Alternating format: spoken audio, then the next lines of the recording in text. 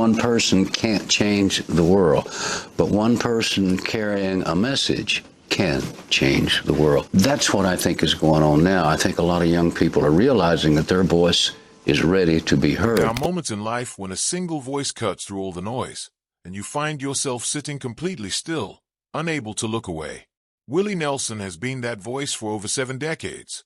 He has sung about heartbreak and highways, about whiskey and wondering, about love found and love destroyed. He has stood on stages from tiny Texas honky-tonks to sold-out arenas, and through all of it, he has carried something most performers never develop, a raw, unfiltered honesty that makes you feel like he is speaking directly to your soul. But now, at 92 years old, Willie Nelson is saying things that are stopping people cold. Not because they are shocking in the way celebrity gossip shocks you. Not because they are controversial in the way political statements divide you. They are stopping people cold because they are true, deeply, uncomfortably, beautifully true. The kind of true that only a man who has buried a child, lost everything he owned, watched his closest friends die one by one, and still climbed back onto a tour bus can speak with genuine authority. What Willie Nelson is revealing now about life, about aging, about the end of the road, it is the kind of wisdom most of us spend our entire lives running from, and perhaps that is exactly why we need to hear it. So who is this man really? Not the legend, not the icon with the braids and the bandana, not the cultural symbol, the man star.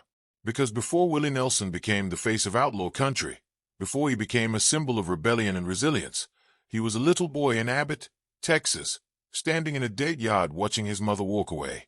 That image, a 6-year-old child watching his mother dissipate, is not a minor biographical footnote.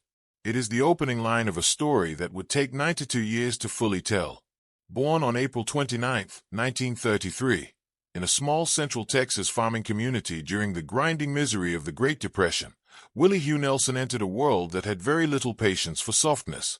His parents, Iowa and Merle Nelson, were young, struggling, and ultimately unable to hold their family together.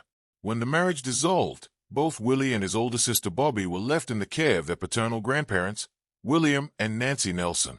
Most people, looking back on an abandoned childhood, carry either bitterness or a carefully constructed wall. Willie carried neither. Instead, he carried a guitar, the one his grandfather gave him at age 6, and the memory of his grandmother teaching him music, sitting beside him on a porch bench, showing him that sound could carry what words sometimes could not. Nancy Nelson could not have known she was laying the foundation for one of the greatest musical careers in American history. She was simply a grandmother doing her best with a hurting child. That is often how the most important things begin. Willie started writing songs at 7, not because someone encouraged him, not because he had a plan, but because something inside him needed an outlet that the cotton fields and the classroom and the quiet evenings in Abbott could not provide. By the time he was 10, he was playing in a local band, performing for adults who had no idea they were watching the beginning of something extraordinary. Music was not just a hobby for young Willie Nelson. It was oxygen. It was the one place where abandonment did not follow him, where the empty chair his mother left behind had no power. But even music could not protect him from everything that was coming. The 1950s and early 1960s found Willie Nelson doing what countless ambitious young musicians do, chasing a dream with more determination than resources. He worked odd jobs, sold encyclopedias door to door, sold Bibles, and spent time as a disc jockey in Texas radio. He married his first wife, Martha Matthews, and they started a family while Willie kept writing songs that he was convinced the world needed to hear. The problem was convincing the world of that same thing. Nashville in those years was both a promised land and a gatekeeping machine. It rewarded conformity and punished originality. Willie's style, the jazz-inflected phrasing, the behind-the-beat timing, the way he played guitar slightly outside the conventional country tradition, confused producers and baffled executives who were looking for the next Eddie Arnold, not something they had never quite heard before. He sold songs. Crazy went to Patsy Cline and became one of the most beloved recordings in country music history. Hello Walls and Nightlife were hits for others. Yet the man who wrote them was sleeping on friends' couches and watching his marriage collapse under the weight of financial pressure and prolonged uncertainty. There is a moment in Willie Nelson's early life that he has spoken about with the kind of directness that makes listeners go quiet. A night in Nashville, drunk, broke, and overwhelmed by the feeling that he had exhausted every option. He walked out into the street and laid down in the road, He has said he was hoping a car would end it. The car swerved. The morning came, and Willie Nelson got up, which is perhaps the most important thing he ever did, though he would not have described it that way at the time.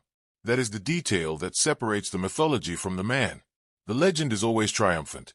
The man, in those years, was barely surviving, and the fact that he tells that story openly, without polish or excuse, is precisely why people trust him when he speaks about what it means to endure. The marriage to Martha Matthews ended, as marriages under that kind of pressure often do, not with a single dramatic moment but with a slow accumulation of disappointments. There were other relationships, other marriages, 4 in total over the course of his life. Willie Nelson has never pretended to be a perfect husband or a saintly figure. He has acknowledged his failures in love with the same honesty he brings to everything else. The women in his life, the children he fathered and sometimes failed to be present for, the tension between the road and the responsibilities waiting at home. These are threads woven through his personal history that he does not attempt to hide. His current wife, Annie D'Angelo, has been his partner since 1991. By most accounts, it is the relationship that finally gave Willie something resembling stable ground. They have 2 sons together, Lucas and Micah, both of whom became musicians, both of whom have performed alongside their father. There is something in that image, a man in his 80s sharing a stage with his sons, that carries a specific kind of earned joy, the kind that only arrives after a very long road. But the road included losses that no joy can fully erase. Billy Nelson, Willie's son from his first marriage, died on December 25, 1991. He was 33 years old. He died by suicide. Willie Nelson has said very little publicly about the specific details of Billy's death, and that restraint is entirely understandable. Some griefs are not meant for public consumption. What he has shared is the weight of it, the way a parent never fully recovers from outliving a child, especially a child lost to that particular kind of pain. The fact that it happened on Christmas Day added a dimension of cruelty that language struggles to accommodate. Billy had grown up as the son of Willie Nelson, which came with its own complicated burdens. Fame has a way of casting long shadows over the children who grow up inside it. There were plans for a father-son gospel recording project that never came to fruition. There were conversations that, in retrospect, Willie has acknowledged he did not know how to have fully. The guilt that follows a parent after a loss like that does not respond to reason or time in the way ordinary grief sometimes does. It simply stays, reshaping itself into a quiet companion that walks alongside every good day. Willie Nelson was 68 years old when Billy died. He was also, simultaneously, in the middle of one of the most financially catastrophic periods of his life. The IRS situation of 1990 deserves to be understood not just as a practical financial disaster, but as a psychological and existential one arriving at the worst possible time. The bill was staggering, approximately $32 million in back taxes, the result of years of mismanagement by business advisors Willie had trusted. Properties were seized. Gold records were taken off walls. Personal belongings were auctioned. The ranch in Texas, the Nashville home, the physical accumulations of a career built over decades, gone, with the clinical efficiency of government enforcement. Friends advised bankruptcy. Lawyers explained that it was the sensible option, the legally protected path that would shield his future earnings from further seizure. Willie Nelson refused. It was not a naive refusal or a stubborn one born from pride. It was a principled one. He had incurred a debt, regardless of how it had been mishandled on his behalf, and he intended to honor it. This decision reveals something essential about the man, a bedrock sense of personal accountability that does not bend when bending would be easier. He recorded an album called Asterisk, the IRS Tapes. Cool by My Memories, Asterisk, the title alone carrying a kind of weary, darkly humorous dignity, and directed all proceeds toward the debt. He toured relentlessly, performing in venues that were considerably smaller than what his reputation commanded, playing county fairs and small theaters and anywhere that would have him. By 1993, the debt was cleared. He had paid every penny, and in the process, he had learned something about the relationship between possessions and identity that he carries to this day. When you have lost everything, you discover what cannot be taken. For Willie Nelson, what remained when the government had seized everything else was the music itself, not the recordings, not the royalties, not the commercial apparatus, but the actual ability to sit down with a guitar and make something real. That is what survived, and in surviving, it revealed itself as the only thing that had ever truly mattered. The physical deterioration that comes with age arrived for Willie Nelson in ways that were particularly painful given how much his career depended on his body. Years of cigarette and marijuana smoking had created a respiratory situation that became increasingly serious as he moved through his 70s and 80s. Emphysema, a chronic pulmonary condition that progressively destroys the sacs in the lungs, was diagnosed, and its effects were real and measurable. The man who had once performed 3-hour sets found himself struggling with simple exertion. Pneumonia visited repeatedly, each episode leaving his lungs slightly weaker than before. In 2015, Willie underwent stem cell treatment designed to regenerate damaged lung tissue. It was an experimental approach, not without risk, and it required canceling touring commitments and enduring an extended recovery period. There were no guarantees.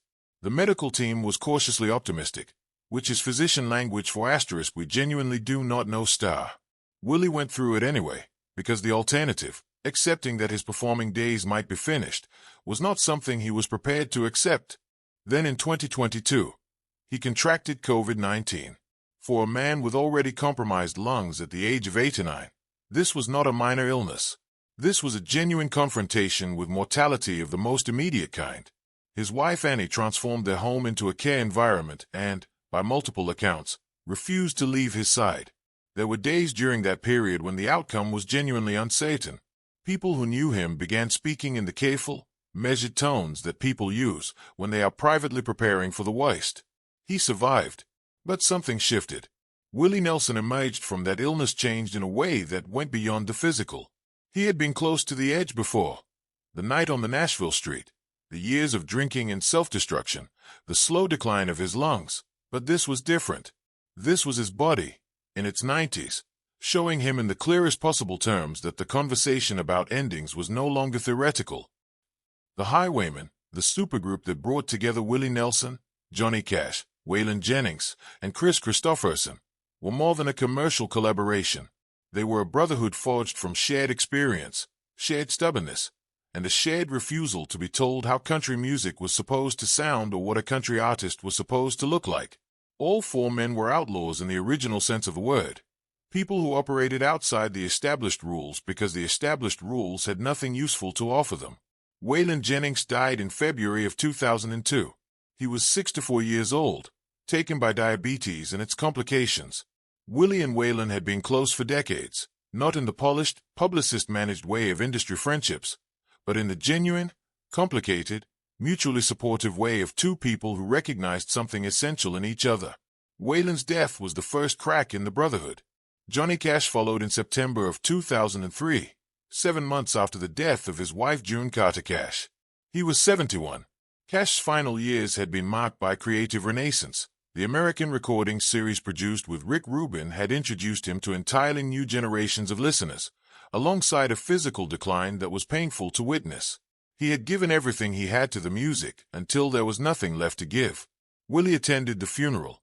He has spoken about Cash passing with the particular reverence reserved for people who showed you what genuine courage looks like. Then, in September 2024, Chris Christopherson died at 88. He had been battling Lyme disease for years, a condition that had robbed him of his memory and much of his independence. Christopherson, poet, songwriter, Rhodes Scholar, actor, and one of the most gifted lyricists country music ever produced, was gone, and Willie Nelson was the last one standing. That phrase, *the last one standing*, carries a weight that is difficult to fully articulate. It is not victory. It is not even survival in any triumphant sense. It is the particular solitude of a man who has watched everyone who truly understood him leave the room, one by one, until he is the only one left who remembers the full conversation. Every person who knew you in a specific, irreplaceable way takes a piece of that version of you when they go. When all of them are gone, you are left carrying the entire shared history alone. Willie Nelson is 92 years old, and he is carrying it. What does he say now, when people ask him about death? He does not flinch. That is perhaps the first and most striking thing.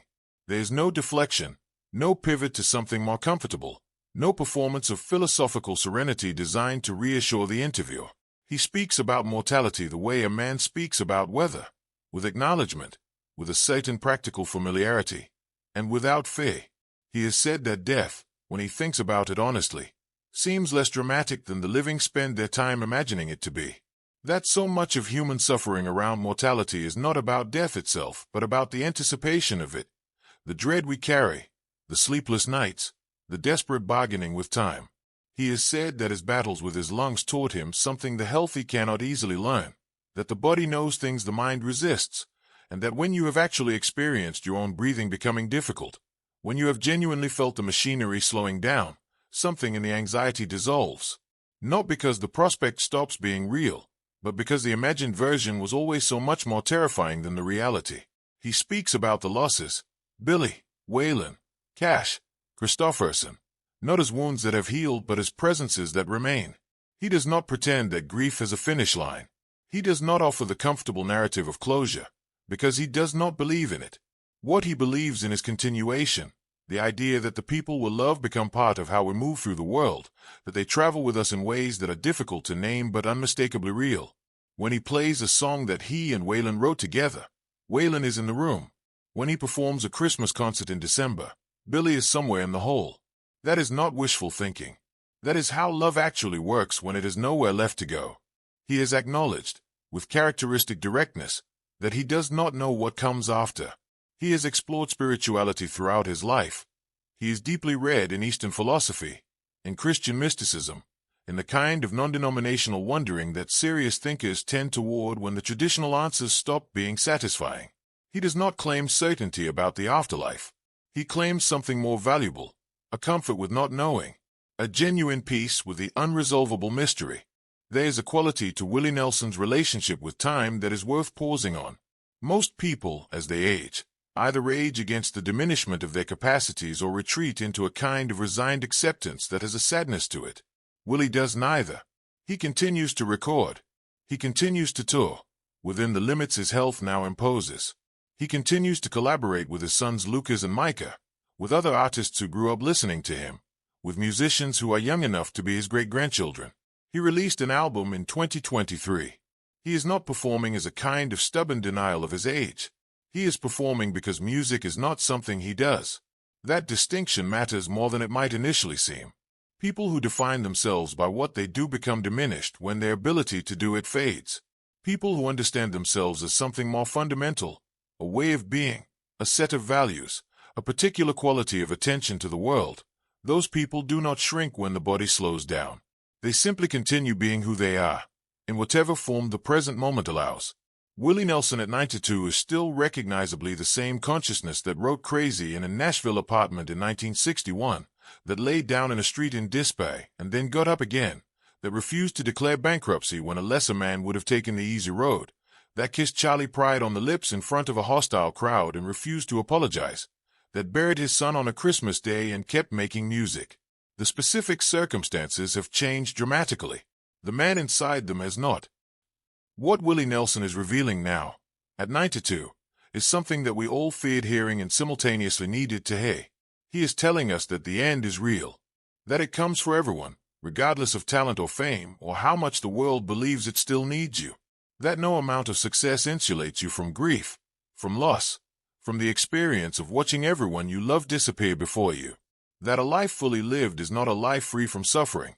It is a life in which suffering has been met with honesty, with persistence, and with a refusal to let it be the final word.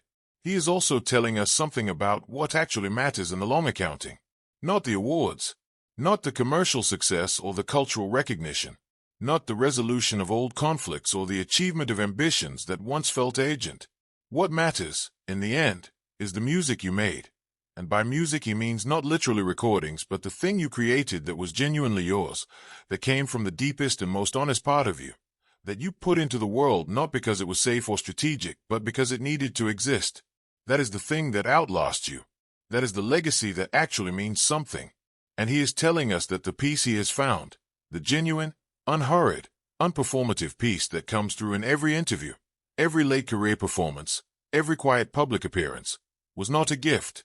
It was not something that arrived suddenly or easily. It was earned through loss and financial ruin and physical deterioration and the particular loneliness of outliving everyone who shared your formation. It was built, slowly and imperfectly, from the wreckage of everything that did not survive. Willie Nelson will turn 93 in April 2026. He is still on the road when his health allows. He is still writing songs. He is still sitting with his guitar in the way that he has sat with it since he was 6 years old on a porch in Abbott, Texas. Not performing, not producing, but simply being in conversation with the instrument that has been his most reliable companion across the entire arc of a life that has held more pain and more beauty than most people will ever be asked to contain. He is not afraid of what comes next. He has said so, plainly and without drama. And coming from a man who has lost what he has lost, endured what he has endured, and arrived at 92 with his honesty and his humor and his music entirely intact, that statement means something. It is not a pose. It is the conclusion of a life examined fully, lived without apology, and surrendered without bitterness to the passage of time.